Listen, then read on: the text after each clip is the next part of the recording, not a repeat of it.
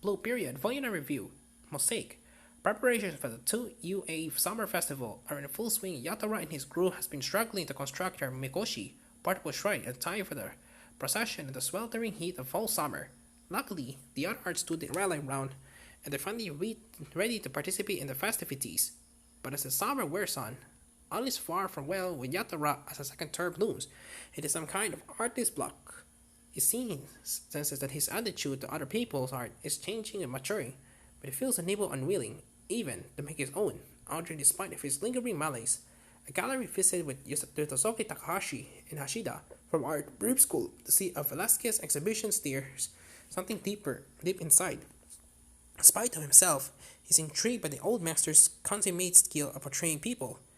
It's the next project for the second term, which takes Yatara and his fellow students into pastures new as they look back into the past by learning how to paint a fresco on damp plaster and makes mosaics, creating their own tiles from all kinds of materials, including marble and shells. The curse throws Yatara and introverted boy genius Yotosuke together again, and, as usual, they rub each other up the wrong way. Yatara is fascinated and infuriated at the same time by Yotosuke's ability to, seemingly effortless, turn out amazing artworks. But Yotosuke, a shelter-only child, may be beginning a very related teenage rebellion.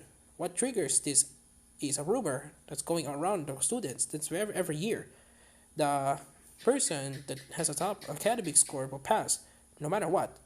And as one of the group comments, that will mean that they don't evaluate the person's art. But then one of the tutor professors, young and pretty Neko Yashiki, calls it Yotosuke, asks him if he's ready reading more works by authors like Gombrich and Lacan, and says pointedly to him, "You're smart, aren't you? You gotta use those smarts of yours." Yotosuke is instantly on the defensive, and later on, when she innocently lets slip a half-finished comment, "You weren't choosing for you are." Both Yotosuke and Yatara realizes that she's telling him he's a student who's got in the top academic scores. Yotosuke is devastated. "Fuck you," he says to Yatara as he starts to fuck all of this. All this leaves Yatara feeling even more conflicted. He feels bad for Yotosuke, but by the end of the volume, we see him cornering him, asking the question which has been troubling him for a long time. "Do you like to make art?" What brings me, and I guess many other readers, back again and again, the Blue Period is the way mangaka Tsubasa Yamaguchi nails us accurately the problems of studying the creative arts, and that the way of throwaway comments from one of the teaching staff can paralyze a young artist or musician or writer, rather than showing them how they can develop their ideas going forward. The difference between creative criticism and merely pointing out what's wrong with a piece of work is of vital importance. Yatara has been inwardly paralyzed by a single remark from one of his tutors that, rather than helping him, has made him question everything he's doing but not in a good or constructive way. And now Yotosuke has been devastated by another professor's seemingly throwaway comment. If Yamaguchi's characters were not so complex, would probably be far less invested in their struggles. They discovered themselves through their art, but it's impossible not to identify with one or other of the main focal students as they try to make sense of the way being taught and work out if it has any relevance to what they want to communicate. We don't just get to eavesdrop into the students' lives. Yamaguchi showed us what some of their tutors are doing, leading to what will develop over subsequent chapters into a fascinating and sometimes chilling look how the tutors interact with the students. Voyager is translated for Kodansha by Ajina Oloye, where continues to convey the dialogue and the art related jargon in a very readable way.